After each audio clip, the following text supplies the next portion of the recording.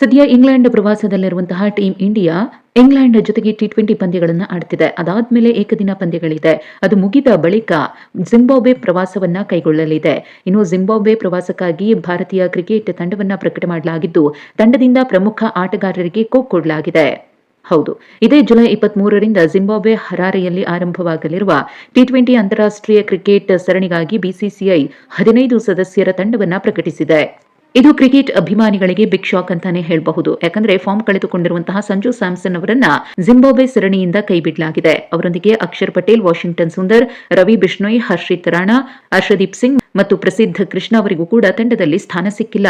ಹಾಗಾಗಿ ಯುವ ಆಟಗಾರರಿಗೆ ಇಲ್ಲಿ ಮಣೆಯನ್ನ ಹಾಕಲಾಗಿದೆ. ಮೊದಲ ಬಾರಿಗೆ ಅಶೋಕ್ ಶರ್ಮಾ ಮತ್ತು ಯಶ್ ಠಾಕೂರ್ ಅವರಿಗೆ ತಂಡದಲ್ಲಿ ಅವಕಾಶವನ್ನ ಕೊಡಲಾಗಿದೆ. ಇನ್ನು ಸ್ಟಾರ್ ಬ್ಯಾಟರ್ ರಿಂಕು ಸಿಂಗ್ ಕೂಡ ತಂಡಕ್ಕೆ ವಾಪಸ್ಸಾಗಿದ್ದಾರೆ. ಹಾಗೆಯೇ 2023ರ ಏಷ್ಯನ್ ಗೇಮ್ಸ್ನಲ್ಲಿ ಕಾಣಿಸಿಕೊಂಡಿದ್ದಂತಹ ಪ್ರಭ್ಸಿಮ್ರನ್ ಸಿಂಗ್ ಅವರನ್ನ ಮತ್ತೊಮ್ಮೆ ತಂಡಕ್ಕೆ ಕರೆಸಿಕೊಳ್ಳಲಾಗಿದೆ. ಇದರೊಂದಿಗೆ 2024ರಲ್ಲಿ ಭಾರತವನ್ನು ಪ್ರತಿನಿಧಿಸಿದ್ದ ವೇಗಿ ಮಯಾಂಕ್ ಯಾದವ್ ಮತ್ತು ಇದುವರೆಗೆ ಟಿ20 ಆಡದಂತಹ ಹರ್ಷ ದುಬೆ ಕೂಡ ತಂಡವನ್ನ ಸೇರ್ಪಡೆಗೊಂಡಿದ್ದಾರೆ. ಆ ಮೂಲಕ ಹೊಸ ಮುಖಗಳಿಗೆ ಬಿಸಿಸಿಐ ಇಲ್ಲಿ ಮಣೆಯನ್ನ ಹಾಕಿದೆ.